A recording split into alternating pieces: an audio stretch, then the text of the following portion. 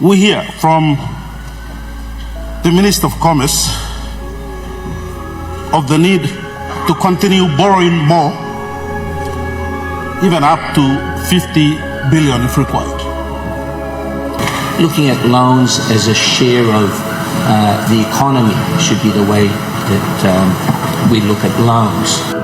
What is your cabinet's portion in terms of loans since PNG is hearing contrasting views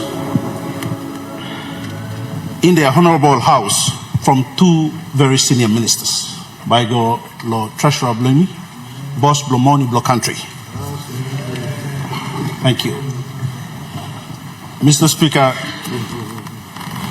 last week we had the Minister for International Trade and Investment, Honourable Richard Maru, speak about stopping loans and his party stand on loans come 2027. Again, Mr. Speaker, we hear from the Minister of Commerce of the need to continue borrowing more, even up to 50 billion if required. Mr. Speaker, we know that our borrowings are somewhat unprecedentedly high and still more to come. Mr. Deputy Speaker, my question to the Minister are as follows.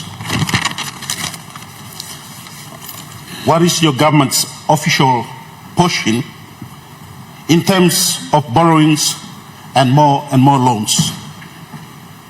Number two, Mr. Speaker, what is your cabinet's portion in terms of loans since PNG is hearing contrasting views in their Honourable House from two very senior ministers? Been raised in this House over the years and by our people on loans taken by our government. But again, and as I've explained in the past, looking at loans simply as a number is not sufficient. That's not the way we should be assessing the performance of government. But looking at loans as a share of the economy should be the way that we look at loans. That's really important. That's really important. Firstly, just a quick background before I touch that question. Our national debt peaks in 2026. It's all there for all of us to see in our 13-year plan. It peaks at 2026, and then from 2027, when we meet that all-important target of achieving a surplus budget, then for the next 7 years, from 2027 until 2034, that's when we'll start reducing debt very aggressively, and then give the government of the day the option for a debt-free sovereign. Another important point with the way in which we've been managing debt, our policy on debt and loans, I'll touch loans first, is to continue with replacing expensive commercial loans that was a feature of the previous government, with interest rates as high as 8 to 9%. Since we've come in, we've replaced those loans by good concessional funding at about 2 to 3%. Though this year, rising interest rates means that we're now paying around 4 and a touch under 5%. So with the loans we take, Mr. Speaker, it's not easy to get a loan. You need to demonstrate the ability to repay that loan, and that's what we've done.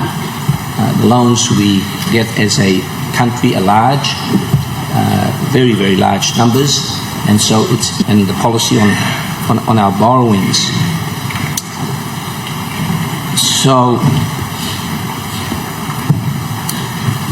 the third important point I wanted to share with our policy on loans and borrowings is that whilst debt might and will peak next year in 2026, what's important since we've come into government is that those loans, as I mentioned earlier, shouldn't be seen on their own, but as a share of GDP.